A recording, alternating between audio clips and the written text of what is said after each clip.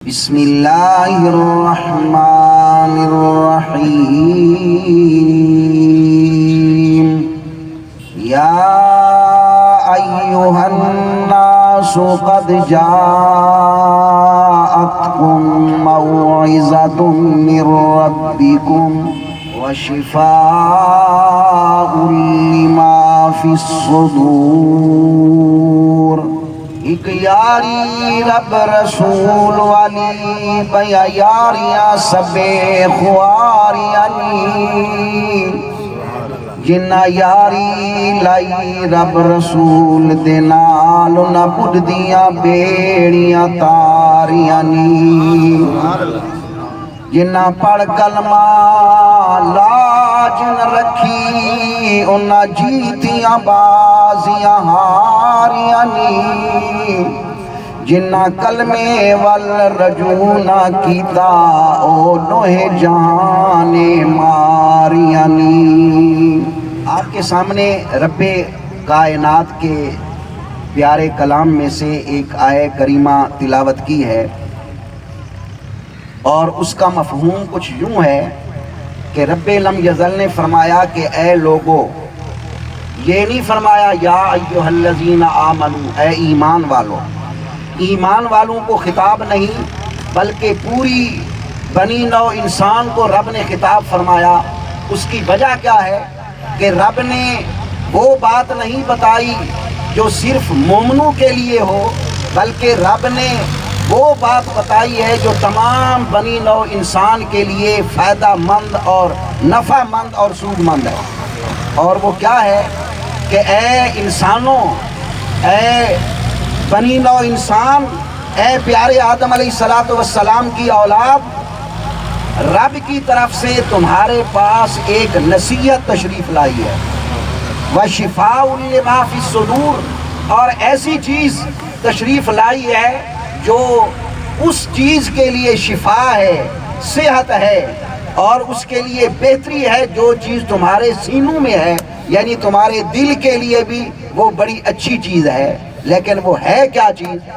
اس کی وضاحت کچھ یوں ہے کہ انسان زندگی میں اپنے تمام کاموں کی مدد کے لیے کوئی نہ کوئی دوست بناتا ہے، کوئی کسی ممبر کو دوست بناتا ہے، کوئی کسی ایم پی اے کو دوست بناتا ہے، کوئی کسی ایم این اے کو دوست بناتا ہے، اس سے بڑھ کے کوئی بندہ وزیر کو دوست بناتا ہے، پھر اس سے ذرا اوپر چلے جائیں کوئی بندہ وزیر اعظم کو دوست بناتا ہے کہ بھئی ہر موقع پر میری کوئی امداد کرنے والا ہو، مجھ سے کوئی کام ایسا ہو جائے اس کو ٹھیک کرنے والا ہو۔ لیکن یہ ساری دوستیاں اور ساری تعلقات یہ دنیا کے ہیں اور کھوٹے تعلقات ہیں اور انتہائی فانی تعلقات ہیں۔ رب ذوالجلال نے فرمایا اگر تم نے دوستی لگانی ہے تو ایسی چیز سے دوستی لگاؤ جو تمہیں زندگی میں بھی فائدہ دے، قبر میں بھی فائدہ دے، میدان حشر میں بھی فائدہ دے۔ اور وہ کس کے ساتھ دوستی ہے؟ وہ رب کے قرآن کے ساتھ دوستی ہے، رب کے قرآن کے ساتھ۔ کسی نے کیا خوب کہا کہ در تمہیں خواہی مسلمہ زیستن نیست ممکن جز بقرآن زیستن، اگر تو یہ خواہش رکھتا ہے کہ میں مسلمان بن کر زندگی گزاروں تو پھر قرآن کے ساتھ تعلق قائم کرنا پڑے گا، قرآن کے ساتھ تعلق قائم کر کے ہی تو مسلمانی کی زندگی گزار سکتا ہے۔ اور اے ہے قرآن نورانی شیشہ رب دا راہ وکھاوے، جیڑا اس تے کمل کماوے وہ جنت جاہی پاوے۔ اور قرآن کریم، قرآن مجید یہ وہ چیز ہے کہ دنیا میں بھی فائدہ مند، قبر میں بھی فائدہ مند اور آخرت میں بھی فائدہ مند۔ لیکن یہ میری لفاظی نہیں ہے، یہ حسن اعتقادی نہیں ہے۔ آؤ ذرا اس ذات کی بات کروں کہ جس ذات پہ ہمارا ایمان ہے اور اس ذات کے ساتھ محبت کرنے کے بغیر ہمارا ایمان مکمل ہو سکتا ہی نہیں ہے۔ وہ کون ہے؟ وہ مخبر صادق حضرت محمد کریم صلی اللہ تعالی علیہ وبارک وسلم کیا فرماتے ہیں؟ آپ فرماتے ہیں کہ اگر کسی بستی پر رب کی ناراضگی آ جائے، اے فرشتوں جاؤ اور اس بستی پر میں ناراض ہو گیا ہوں، جاؤ اس بستی کو اپنے پروں کے اوپر اٹھا کر اوپر لے جاؤ، پھر اس کو اوندا ڈالو، یہ تباہ و برباد ہو جائے، صفحہ ہستی سے مٹ جائے، غرق ہو جائے۔ لیکن جب وہ فرشتے اللہ کا آرڈر پا کر اس بستی میں آتے ہیں، کیا دیکھتے ہیں کہ ایک مسجد ہے جس سے ہمارا کوئی تعلق نہیں ہے، ہم وہاں مسجد میں آنے کے لیے تیار نہیں۔ اگر ایم پی اے کا بلاوا آ جائے سب سے پہلے جائیں گے، ایم این اے کا بلاوا آ جائے، ممبر کا بلاوا آ جائے سب سے پہلے جائیں گے، جب رب ذوالجلال کا نام بلند ہو تو ہم پیٹھ پھیر کے چلے جائیں گے۔ اے مسلمان، تیری کیسی مسلمانیت ہے کہ تم اپنے رب کے نام کو سن کر بھی چلا جاتا ہے۔ اور نبی کریم صلی اللہ تعالی علیہ وسلم فرماتے ہیں ایک مسجد ہے اس بستی میں، اور مسجد میں ایک مولوی صاحب کیا کر رہا ہے؟ بچوں کو قرآن کی تعلیم دے رہا ہے۔ میرے آقا فرماتے ہیں خیرکم من تعلم القرآن وعلمہ، تم میں سے سب سے زیادہ بہتر وہ بندہ ہے جو قرآن کی تعلیم خود بھی حاصل کرے، لوگوں کو بھی قرآن کی تعلیم دے۔ لیکن ہمارے نزدیک تو وہ بہتر ہے جو انجینئرنگ کی تعلیم دے، جو ڈاکٹر بنائے، جو سائنسدان بنائے، یہ بھی ٹھیک ہے، اس کو بھی کرو، لیکن سب سے پہلے تمہارے سینوں میں قرآن کی زینت ہونی چاہیے۔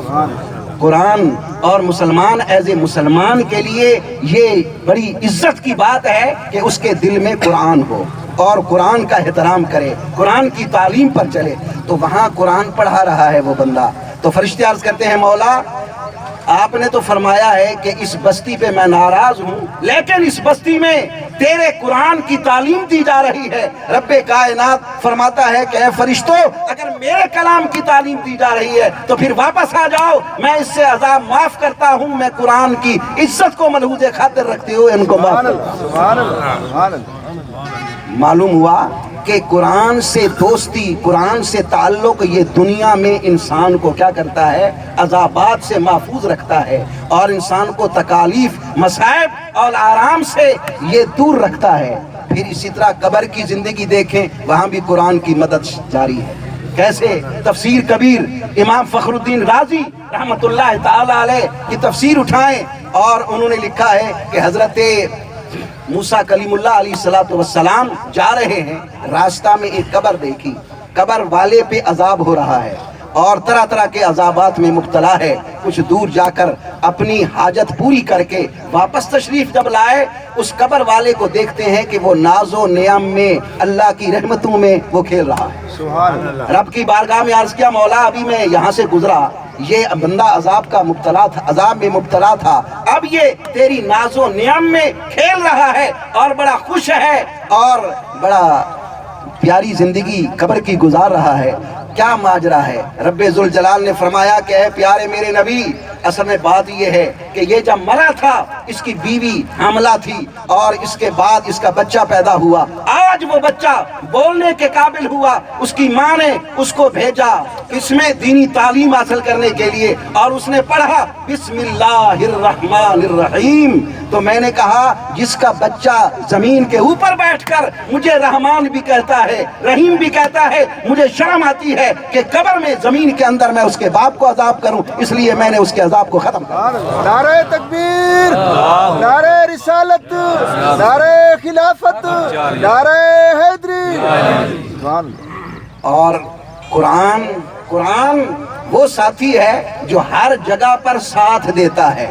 اور اسی طرح میدان حشر میں دیکھیں، میرے آقا علیہ الصلوۃ والسلام فرماتے ہیں کہ القرآن والصیام یشفعان، کہ قرآن اور روزہ یہ قیامت کے دن مسلمان کی شفاعت کریں گے۔ کیسے؟ روزہ کہے گا مولا رمضان کے سخت گرمی کے دن تھے اور اس نے میری عزت و عظمت کے لیے، میری شان و شوکت کے لیے اس نے کیا کیا؟ دن بھر تیری رضا کے لیے نہ تو کھایا نہ پیا، نفسانی خواہشات سے بھی دور رہا، اور تیری رضا کے لیے، میری عزت کے لیے یہ سب کچھ کرتا رہا۔ پھر جب افطاری کی، गर्मियों का दिन था, बड़ा लंबा दिन था, प्यास से ये निढाल था और ये पानी पीकर इसके जिस्म ने तकाजा किया कि अब मैं सुस्त हूँ, अब मैं लेट जाऊं, आराम करूं, बिस्तर इस्तराहत पर सो जाऊं। लेकिन इसने अपने दिल की बात नहीं मानी, अपने मन की बात नहीं मानी, बल्कि इसने कहा नहीं चलो सारा दिन रोजा रखा है, अब जाके कुरान की तिलावत सुनो, कुरान करीम जाकर सुने। और दिन को भी कुरान पढ़ता रहा और रात को भी आकर कुरान की तिलावत सुनी, तरावी अदा की और कुरान करीम सुनता रहा। अब मैं रोजा अर्ज करता है कि मौला मैं इसके बारे शफात करता हूँ कि इसको बख्श दिया जाए, अगर ये गुनाहगार है तो इसको बख्श दिया जाए। अब कुरान अर्ज करता है मौला मैं तेरा कलाम हूँ, तो फिर मैं अर्ज करता हूँ ए अल्लाह मैं तेरा कलाम हूँ। इसने मेरी बड़ी इज्जत की, हर रोज उठकर ये क्या करता था, एक पारा कुरान करीम का तिलावत करता था और कुरान करीम की तालीमात ये बच्चों को देता था, मेरे साथ ताल्लुक कायम किया। अब मैं भी इसके हक में सिफारिश करता हूँ कि इसको बख्श दिया जाए। तो फिर क्या फैसला होता है, रब्बे जुल जलाल फरमाता है कि ऐ बंदे तेरे हक में रोजा भी शफात कर रहा है, रमजान भी, जाओ मैंने तुझे बख्श दिया, जाओ जन्नत में जाओ। और क़यामत के दिन वो बंदे भी काम आएंगे जिन्होंने अपनी जिंदगी में कुरान के साथ ताल्लुक रखा था। कैसे? मेरे आका अलैहिस्सलातु वस्सलाम फरमाते हैं, मिशकात शरीफ की हदीस पाक है कि यहाँ तो क्या है, यहाँ तो सब मिल के हम बैठे हैं, चाहे कोई नेक अमल है, बद अमल है, चोर है, नमाजी है, सारे मिलके बैठे हैं। लेकिन क़यामत के दिन रब्बे जुल जलाल फरमाएगा वमताजुल यौमा अय्युहल मुजरिमून, ए मुजरिमो अब तुम अलग हो जाओ। आज वो दिन नहीं कि तुम मिलके रहो, आज तुम अलग हो जाओ, नेकोकारों अलग हो जाओ। जन्नतियों की अलग लाइन और जहन्नमियों की अलग लाइन। लेकिन जहन्नमियों में से दो बंदे एक जन्नती को पहचान जाएंगे कि पहचान कर दोनों अपनी सफ से निकलेंगे। एक कहेगा, उसको आकर मिलेगा, अस्सलामु अलैकुम, वालेकुम सलाम, हुजूर मुझे पहचाना है? जी क्या, आप कौन हैं? तो वो अर्ज करेगा अमा तारिफुनी अनल्लज़ी सकैतु लका मान, मैं वो बंदा हूँ जो दुनिया में एक मर्तबा तुझे पानी पिलाया था। और दूसरा क्या अर्ज करेगा, अमा तारिफुनी अनल्लज़ी वहबतु लका वज़ूअन, मैं वो बंदा हूँ जो एक दिन वुजू का पानी तुझे दिया था। तो हमने आपकी सोहबत इख्तियार की थी, अगरचे कलील वक्त की थी, लेकिन आज आप अकेले जन्नत में जा रहे हैं। तो वो अर्ज करेगा मौला ये तो मेरे खादिम हैं, दुनिया में मेरे साथ रहने वाले हैं, और आपने ही फरमाया ला यश्का जलीसुहुम, उनके साथ बैठने वाला कभी वो रुसवा नहीं होगा। मौला करीम फरमाएंगे ठीक है गुनाहगार हैं, लेकिन तूने सारी जिंदगी मेरे फरमान पर, मेरे महबूब के फरमान पर, कुरान के साथ ताल्लुक कायम करते हुए गुजार दी। अब तुझे जन्नत मिली तो तेरे साथियों को भी जन्नत है, ले जाओ। और दुनिया में भी इसी तरह है कि अल्लाह करीम के फरिश्ते कुछ ऐसे हैं जो अल्लाह ताला फरमाता है जाओ दुनिया पर देखो कहाँ मेरे जिक्र की महफिल सजी है। ये बुखारी शरीफ की हदीस पाक है, मुस्लिम शरीफ की हदीस पाक, मिशकात शरीफ की हदीस पाक कि जाओ कि वहाँ देखो कहाँ मेरे जिक्र की महफिल लोगों ने सजाई है, मेरे महबूब के जिक्र की महफिल सजाई है। ये महफिल सजी है और फरिश्ते आकर जब देखते हैं तो फरिश्ते जिस महफिल को पा लेते हैं फिर वो कहते हैं हलुम्मू इला मक़सदिकुम, ऐ फरिश्तों इधर आओ, ये महफिल सजी है यहाँ। तो उस महफिल को फरिश्ते ढांप लेते हैं अपने परों से। और अल्लाह करीम फरमाता है कि ऐ फरिश्तों वो क्या कर रहे थे, मौला तेरी ये तारीफ कर रहे थे, तेरे महबूब की तारीफ कर रहे थे। क्या मांगते थे? या अल्लाह वो जन्नत मांगते थे। क्या उन्होंने जन्नत देखी है? मैं मुख्तसरन अर्ज कर रहा हूँ, जन्नत देखी है? नहीं या अल्लाह जन्नत नहीं देखी। अगर देख लें तो फरिश्ते अर्ज करते हैं मौला अगर देख लें तो फिर तो और ज्यादा हिर्स बढ़ जाए उनकी, जन्नत की और ज्यादा ख्वाहिश करें।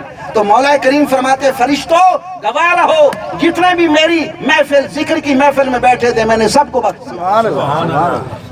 अब फरिश्ते अर्ज करते हैं मौला कुछ तो तेरी महफिल के, तेरे जिक्र की गर्ज से आए थे, लेकिन कुछ लोग वो भी थे कि उन्होंने उन लोगों को मिलना था जो महफिल में आए थे, उनके इंतजार में बैठे रहे, क्या वो भी बख्शे गए? रब्बे जुल जलाल फरमाता है वो भी बख्शे गए। वो तो जिक्र की महफिल के नहीं आए थे, अगरचे नहीं आए थे, लेकिन जिक्र की महफिल सजाने वालों और बैठने वालों के साथ ताल्लुक तो कायम कर लिया मैंने, उनको भी। तो ये क्या है, मेरे अर्ज करने का मकसद क्या है कि कुरान एक ऐसा साथी है। ऐ मुसलमानों ایسی دوستی بناؤ، ایسی ذات اور ایسی چیز کے ساتھ تعلق قائم کرو جو تعلق تمہیں صرف دنیا میں نہیں بلکہ تمہیں دنیا میں بھی کام آئے، قبر میں بھی کام آئے، میدان حشر میں بھی کام آئے۔ اور وہ کیا چیز ہے؟ وہ قرآن کریم ہے۔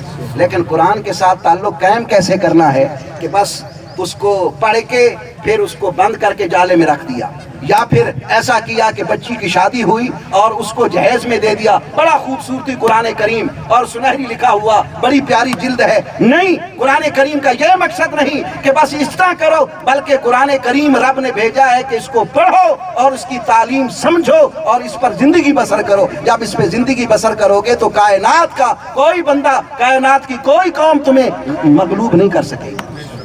اسی لیے وہ معزز تھے زمانہ میں مسلمان ہو کر، وہ معزز تھے زمانہ میں مسلمان ہو کر، ہم خوار ہوئے تارک قرآن ہو کر۔ ہم نے قرآن کی تعلیمات کو چھوڑ دیا، اس لیے تو ہم کبھی امریکہ غالب ہے، کبھی کوئی غالب ہے۔ خدا کی قسم صحابہ کرام رضوان اللہ علیہم اجمعین کی تعلیمات اور زندگیوں کو دیکھیں، انہوں نے تو کیسر و کسرا جیسی حکومتوں کے سامنے ڈٹ کر جواب دیا کہ ہم کون ہیں؟ محمد مصطفیٰ کے غلام ہیں، ہمارا منشور قرآن ہے۔ اور جو قرآن منشور پر عمل کرتا ہے تو وہ کامیاب ہوتا ہے، ہر جگہ پر کامیاب